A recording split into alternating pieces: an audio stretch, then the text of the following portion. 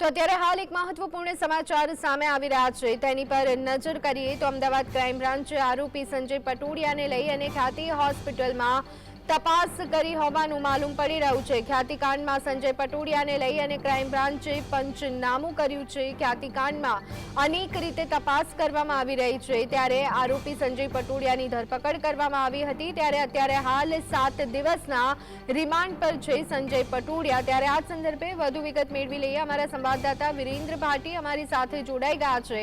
વિરેન્દ્ર, ખ્યાતિકાંડને લઈ અને અનેક ખુલાસા ત્યારે હવે અત્યારે હાલ પટોડિયા રિમાન્ડ પર પંચનામું કરવામાં આવ્યું છે, શું વિગતો? કે અમદાવાદ ક્રાઇમ બ્રાન્ચ દ્વારા સંજય પટોડિયાની ધરપકડ કરવામાં આવી હતી।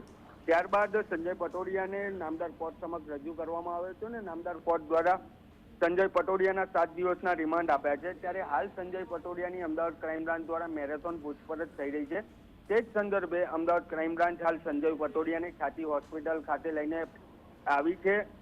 હાલ સંજય પટોડિયાનું પંચનામું કરવામાં આવી રહ્યું છે। તેની સાથે સાથે અમદાવાદની ક્રાઇમ બ્રાન્ચની ટીમ દ્વારા સતત 1 કલાકથી અત્યારે પણ ખ્યાતિ હોસ્પિટલની અંદર પંચનામું ચાલુ છે। તેને તમામ જગ્યાઓ પર લઈને જવામાં આવી રહ્યો છે। ઓપરેશન થિયેટર હોય કે તેની કેબિન હોય, તમામ ફાઇલો ચેકિંગ કરવામાં આવી રહી છે।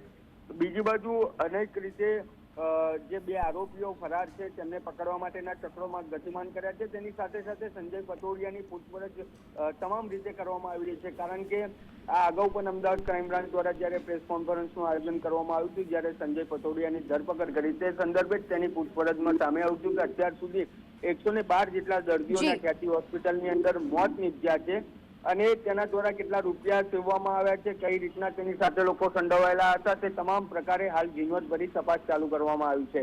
બિલકુલ ધોની। જી આભાર વિરેન્દ્ર, અમારી સાથે જોડાવા બદલ।